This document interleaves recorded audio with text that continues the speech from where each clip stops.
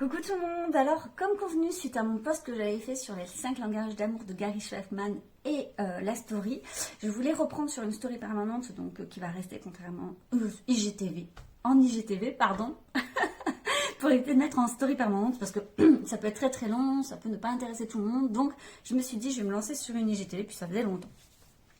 Donc du coup, pour revenir, pour les personnes qui n'auraient pas vu ce post, n'hésitez pas d'ailleurs, si vous loupez mes posts, vous pouvez mettre en haut de mon compte, vous avez 3 petits points et vous pouvez mettre de voir toutes les publications si jamais vous voulez rien louper. C'est pas une obligation, bien sûr.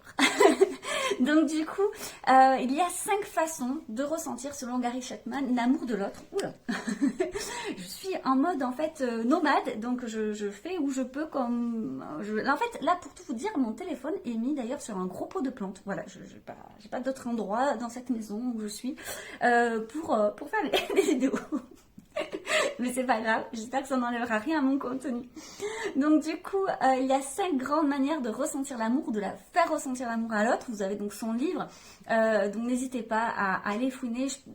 Rien que sur internet, vous allez avoir beaucoup d'infos. Et je vous disais que c'était en lien avec notamment 2 grandes choses, le sexisme et l'éducation que l'on a reçue.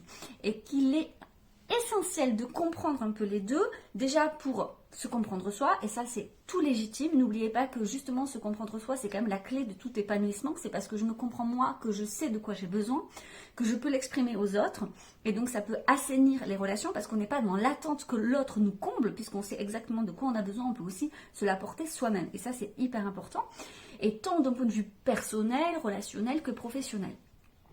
Mais du coup, ça va être essentiel aussi de remettre en question. Alors, comme je disais, il y a le sexisme. Le sexisme, on se rend compte anthropologiquement que la manière de faire ressentir l'amour à l'autre ou ce dont on a besoin pour se sentir aimé n'est pas la même chez les hommes et chez les femmes. Et d'une culture à l'autre. Alors, chez les hommes, ça va être beaucoup le toucher physique et les paroles valorisantes. Chez les femmes, ça va être davantage les moments de qualité, les services rendus. Les cadeaux, je les mets, comme je disais, un peu à part parce que souvent ils sont en lien avec un autre, enfin dans les 4, mais sinon ça touche en fait autant les hommes que les femmes. On pourrait croire justement dans notre idée, parce qu'on voit souvent dans les films comme ça que c'est l'homme qui va acheter un bouquet de fleurs ou un bijou à sa femme et du coup elle va tout oublier. C'est totalement faux, c'est pas comme ça du coup qu'elle se sent réellement aimée, comme quoi voilà, hein. Mais c'est peut-être plus justement l'homme qui pense encore une fois que lui ça lui ferait du bien, donc ça va faire du bien à sa partenaire et pas forcément, donc en fait ça touche un peu les deux, donc voilà, c'est un peu à part. Alors, il ne faut pas oublier comment on va accompagner les petits garçons et les petites filles dès leur plus jeune âge. Les petites filles, elles ont beaucoup plus le droit, je mets ça entre guillemets, hein, parce que c'est quand même, voilà, c'est un peu très conditionné, mais d'exprimer ce qu'elles ressentent et de mettre des mots sur leurs émotions, là où les petits garçons vont davantage, canaliser ça avec des phrases très sexistes, du style « Oh, ça va, tu vas pas pleurer comme une fille », très sympathique pour dire, ou bien, voilà, bah, t'es un garçon quand même, t'es un homme, dis donc, voilà, une petite tape dans le dos et puis c'est reparti.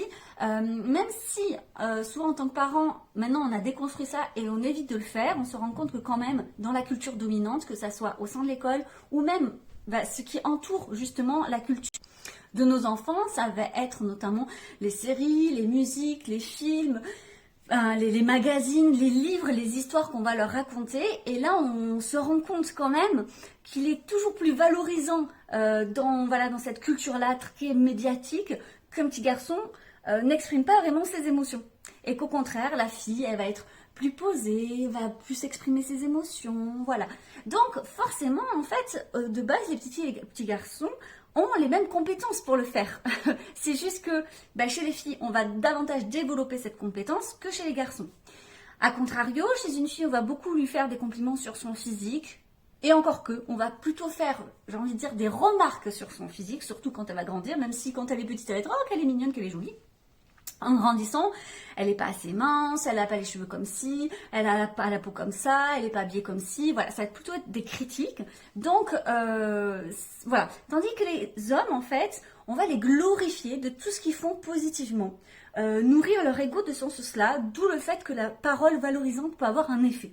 Ah t'es fort, ah t'as réussi ça, bravo. Donc le système aussi compétition amène là-dedans.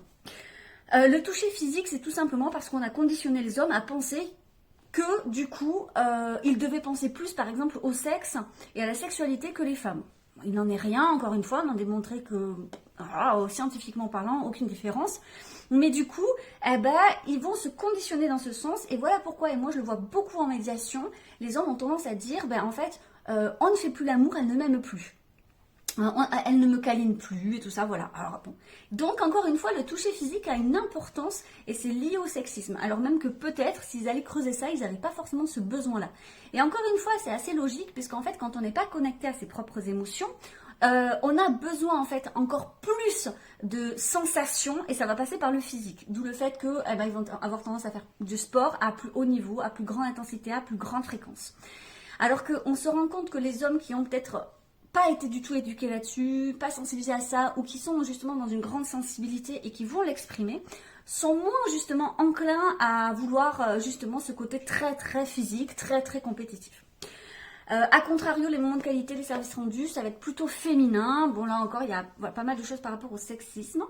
La deuxième chose, parce que la vidéo va être très très longue, c'est vraiment, mais c'est un sujet passionnant, n'hésitez pas à lire à ce sujet, vous allez voir, il y a plein de choses à déconstruire. C'est vraiment par rapport à l'éducation qu'on a reçue. Si vos parents, c'était très important pour eux, par exemple, que, le repas se fasse en famille, que ça soit vraiment un moment de qualité, sans écran, sans télé, que l'on partage, voilà, ça va être quelque chose d'important pour vous aussi. Et vous allez vouloir le remettre en place avec vos propres enfants, en disant, ah mais non, le repas, c'est sacré, c'est un moment de qualité avec mes enfants, voilà, par exemple. Si vos parents n'étaient pas trop présents, ne savaient pas trop comment exprimer leurs émotions, leur amour pour vous, et avaient plutôt tendance à vous acheter des cadeaux, par exemple, en grandissant, il est possible que vous soyez plus sensible aux cadeaux, mais ça peut être aussi le contraire, ça peut être aussi de dire, franchement, toute ma vie, mes parents, ils m'ont acheté que des cadeaux parce que ils étaient pas présents, enfin, ça dépend de la relation qu'on a aussi avec ses propres parents, bien sûr, mais du coup, on aura plutôt tendance à dire, il est hors de moi, on m'achète pas, avec cette phrase très forte, finalement, en émotion, en disant, moi, on m'achète pas avec un cadeau, alors que peut-être que la personne n'essaye pas de vous acheter avec un cadeau. Et donc du coup, vous allez peut-être interpréter, mal prendre ce geste d'amour parce que peut-être que pour l'autre, et c'est là où c'est intéressant, c'est-à-dire que si l'autre en fait fait ça pour vous, c'est peut-être parce que lui il parle dans son langage d'amour. On peut aussi le voir comme par exemple une communication entre quelqu'un qui parlerait une langue maternelle qui est différente de l'autre. Par exemple, quelqu'un qui parlerait qu'espagnol et l'autre qu'anglais. L'espagnol va peut-être dire qu'il aime et faire des compliments dans sa langue maternelle parce que ça aura plus de sens pour lui. Et d'ailleurs, quand vous parlez à des couples justement qui ont une langue différente, ils ont tendance à dire, moi quand je lui dis je t'aime, spontanément je vais le dire dans mon langue maternelle. Mais je sais que ça le touche plus à lui ou à elle quand je lui dis dans sa langue maternelle. Ça veut tout dire. Et c'est exactement la même chose avec ces 5 langages d'amour. Donc je répète, les services rendus, les moments de qualité, les cadeaux, les paroles valorisantes et le toucher physique. Donc ça va être intéressant aussi de déconstruire finalement ce qu'on a soi-même vécu et aussi, et alors là je fais une petite parenthèse sur la parentalité, vos propres enfants n'ont pas forcément les mêmes en fait langages d'amour que vous. Alors souvent on me dit d'ailleurs, je fais une autre parenthèse, mais on me dit souvent, mais Elodie, moi il n'y en a pas qu'un seul, je peux avoir les 5. Bien entendu en fait, les 5 peuvent nous parler et peuvent nous toucher, bien sûr. Mais il y en a souvent voire 1 et 2, on va dire, qui est un peu plus prédominant et dont on a un peu plus besoin. Et en médiation, je le vois souvent, il y en a toujours 1 ou 2 qui va me dire, mais moi elle fait pas assez ci, elle fait pas assez ça, moi j'aurais besoin d'eux. Enfin voilà, ça va se retrouver, il va y avoir un manque en fait. Là où s'il y en a ceux qui sont moins importants, ceux qui sont secondaires, ils ne vont pas vous manquer, ça ne va pas ressentir le manque. Vous allez quand même vous sentir aimé en fait. Par exemple, si jamais on vous offre de cadeaux, mais que voilà, il y a beaucoup de services rendus, beaucoup de moments de qualité, de complicité avec votre partenaire, et qu'en plus, voilà, ça va peut-être suffire. Il n'a peut-être pas besoin d'avoir des paroles valorisantes, que vous ayez, qu'il n'a pas besoin du toucher physique ou des cadeaux. Ça va peut-être vous convenir. Donc pour les enfants, c'est important aussi de détecter vos enfants, surtout quand on a plusieurs, on se rend compte qu'ils n'ont pas le même langage d'amour. Certains enfants vont être très tactiles, vont avoir vraiment besoin de câlins, de toucher, d'être toujours en contact avec vous. Donc là, ça peut vous mettre sur la piste. Dire, c'est peut-être comme ça que mon fils ou ma fille ressent et que je peux remplir son vase affectif. Donc ça peut être aussi intéressant en tant que parent d'enfants hypersensibles, notamment, ou d'enfants précoces, parce que souvent on me pose la question, mais j'ai la sensation de ne jamais pouvoir remplir son vase, son réservoir affectif. Là, vous avez une piste de solution. Ça peut être aussi, il y a des enfants qui sont très cadeaux. Donc là, on approche Noël, donc ça peut être aussi très intéressant. Et ça peut violenter certains parents qui disent mais moi je ne veux pas le pourrir gâté là, je veux dire les pourris gâtés, cette expression voilà, qui finalement se rapproche un petit peu plus des violences éducatives ordinaires quand on y réfléchit, parce que d'une certaine manière, si votre enfant, son langage d'amour c'est les cadeaux, en fait, il est possible qu'il faille réinterroger aussi votre propre fonctionnement, parce que là, il ne s'agit pas de vous, il s'agit de votre enfant. Donc voilà, ça peut être aussi les paroles valorisantes, les moments de qualité, les services rendus, tout ça va être important. Notamment dans les grandes fratries, il y a des enfants qui ont un peu plus besoin, par exemple, de moments de qualité solo avec leurs parents. Et souvent, les parents sont mal à l'aise en disant oui, mais si je passe une après-midi avec lui, il va falloir que je le fasse avec chacun d'eux et je ne vais pas pouvoir. Mais peut-être pas, parce qu'encore une fois, peut-être que c'est le langage d'amour d'un seul de vos enfants. Voilà, bon bref, ça vous met sur la piste, je pense, de plein de trucs, donc n'hésitez pas à y réfléchir. Posez-moi vos questions en commentaire, j'essaierai d'y répondre, comme d'habitude. J'essaie d'être le plus concise et le plus rapide possible, parce que, voilà, à chaque fois, c'est c'est compliqué, sinon je pourrais en parler pendant une demi-heure ou une heure. Et sur ce, comme d'habitude, je vous souhaite une belle journée.